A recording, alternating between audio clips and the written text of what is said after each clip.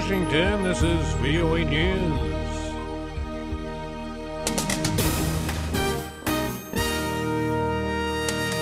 Palestinians kill 5 in attack on Jerusalem synagogue. President Obama calls for a push forward in fight against Ebola.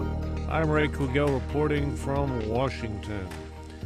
A policeman wounded by gunfire in Tuesday's terrorist attack on a Jerusalem synagogue has died. That brings the death toll up to 5. The other victims are rabbis with dual citizenship, 3 Americans and a Briton. 7 other people were wounded.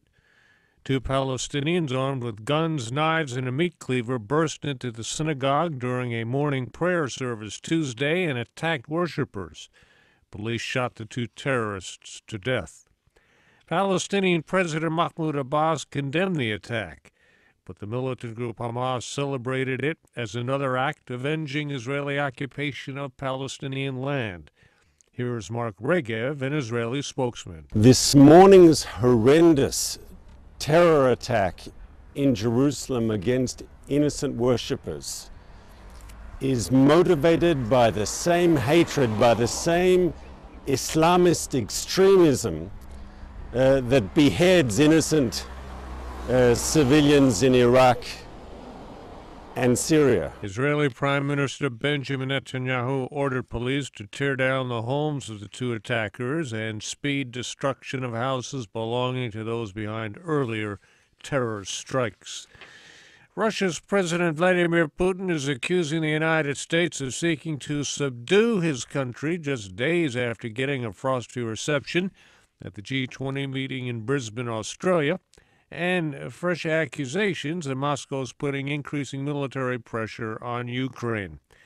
When asked at a meeting of supporters in Moscow Tuesday whether the U.S. is trying to humiliate Russia, Mr. Putin said no one has ever been able to subjugate Russia and never will.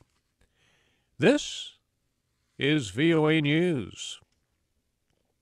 2 new videos by a Jihadi group show the conflicting roles of Europeans in brutal struggles waged by militant Islamists as both victims and as perpetrators.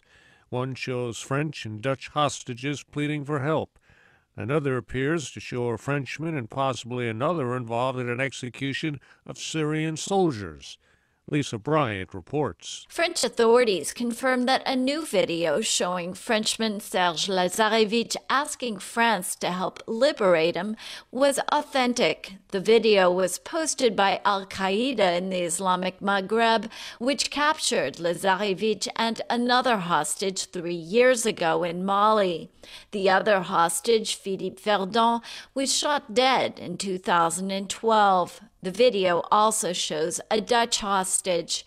Lazarevich is the last Frenchman being held hostage. Another hostage, Hervé Gourdel, was executed in September. Lisa Bryant, Paris. President Obama says the fight against Ebola has a long way to go, despite success in treating cases diagnosed in the United States.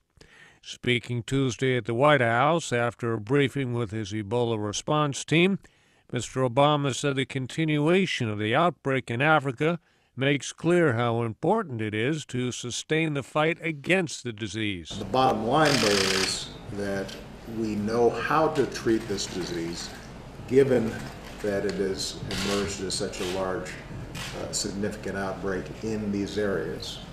And we recently saw some cases in Mali. It underscores how important it is to continue to push forward. President Obama said until the outbreak is ended in West Africa, there is still some measure of risk to people around the world. A key UN Human Rights Committee adopted a resolution urging the UN Security Council to consider referring North Korea to the International Criminal Court for alleged crimes against humanity. North Korea has repeatedly denied committing human rights atrocities and accuses the United States and its allies of trying to discredit and overthrow their leadership in Pyongyang. Japan's prime minister is calling for snap elections and delaying a controversial sales tax increase, all part of efforts to solidify his political support and fight off recession. Prime Minister Shinzo Abe announced he will dissolve Parliament this week and hold elections next month. That's 2 years ahead of schedule.